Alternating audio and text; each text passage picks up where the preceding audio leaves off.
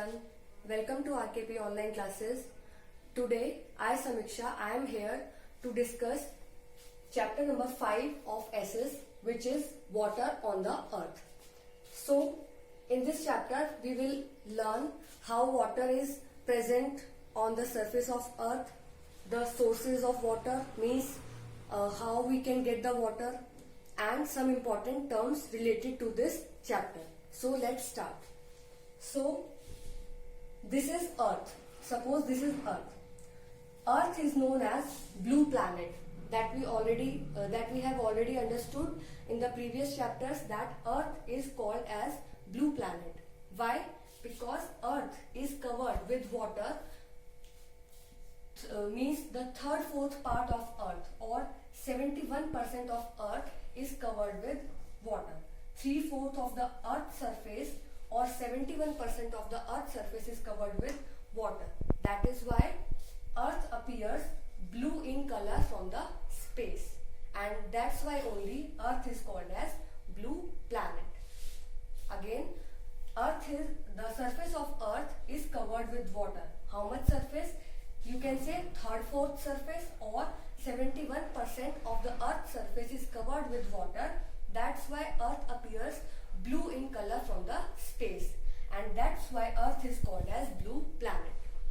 Now, water is present on the Earth's surface in many forms. Like, we already know that these are the three states of matter.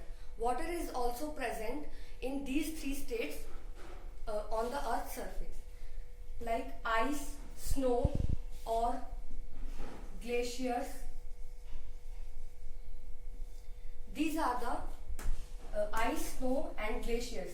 In these forms, water is present in solid form. Water present in ponds, lakes, rivers, wells, etc., or the water that we drink, is in the liquid form.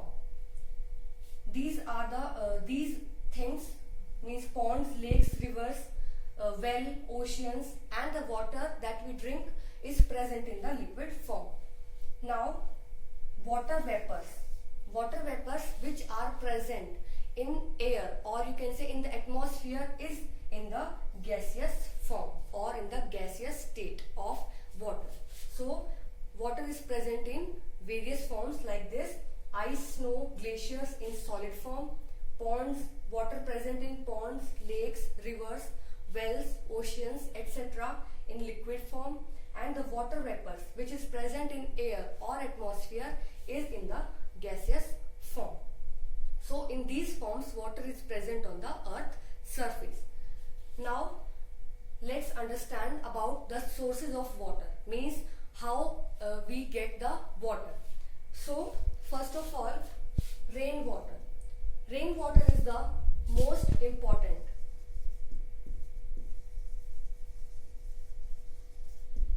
or you can say most important, natural source. Rainwater is the most important natural source from where we get the water.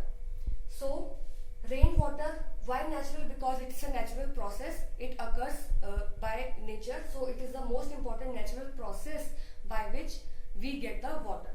So, the rainwater fill the ponds, rivers, lakes, well, seas, oceans, etc. The rainwater that falls on the earth's surface, जो rain water गिरता है earth surface पर, that water fill the pond, river, lakes, well, seas, oceans, etc. And we can use that water for various purposes, like for irrigation, for drinking, for bathing, for many purposes. Now, some rainwater fill all these resources, and some rainwater goes under the ground. Means if the rainwater is falling on the earth's surface, some of the water will collect under the ground, which is called as underground water. Underground water means the water which is present below the ground or under the ground, which is only rainwater. The rainwater which goes under the ground is known as underground water. We can use that underground water, or we can take that take out that underground water with the help of hand pumps or tube wells. And after taking it out, after taking it out, we can use it for our purposes. So the water which is present on the surface, this is called as surface water. It is present above the surface, and water which is present below the surface is called underground water. Surface water fills the ponds, rivers, lakes, wells, seas, oceans, these, and underground water is present below the ground, and we can take it out with the help of hand pump and tube wells, and we can use it for our purposes.